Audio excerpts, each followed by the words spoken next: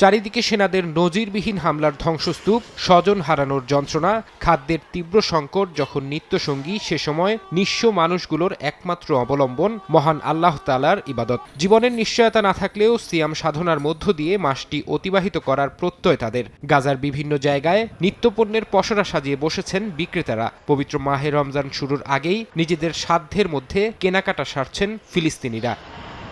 বিশ্বের সবচেয়ে বড় মুসলিম দেশ ইন্দোনেশিয়া। পবিত্র মাহে রমজান সামনে রেখে দেশটিতে চলছে নানা প্রস্তুতি। রোজার মাসে প্রয়োজনীয় জিনিসপত্রের পসরা সাজিয়ে বসেছেন ব্যবসায়ীরা। সিয়াম সাধনার মাস শুরুর আগে কেনাকাটায় ব্যস্ত সাধারণ মানুষ।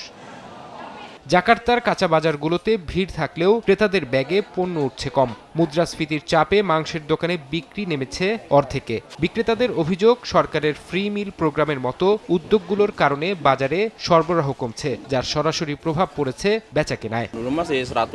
আমরা আগে দিনে 100 কেজি পর্যন্ত বিক্রি করতাম, কিন্তু এখন বড়জোর 50 কেজি বিক্রি হচ্ছে। এটা অনেক বড় একটা ধস।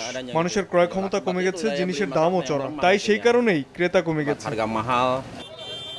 পাকিস্তানের চিত্র খুব একটা ভিন্ন নয়। করাচি থেকে ইসলামাবাদ, সবখানেই সাধারণ মানুষের চোখে মুখে উৎকণ্ঠা। মুদ্রাস্ফীতি কিছুটা কমলেও জ্বালানি ও বিদ্যুতের বাড়তি দাম সবজির বাজারকে করেছে অস্থির। খেজুরের মতো পণ্যের ট্যাক্স বেড়ে যাওয়ায় দিশেহারা হয়ে পড়েছেন ক্ষুদ্র ব্যবসায়ীরা। দেখুন সরকার কত বেশি সেলস ট্যাক্স চাপিয়েছে। আমি যেহেতু খেজুর ব্যবসায়ী, তাই খেজুরের কথা দিয়েই আপনি আন্দাজ করতে পারবেন। আগে প্রতি কন্টেনারে আমি 1 লাখ বা 1,30,000 রুপি দিতাম, আর এখন দেখুন কি অবস্থা। সেই এক কন্টেনারের ট্যাক্সি 8 লাখ রুপিতে গিয়ে ঠেকেছে।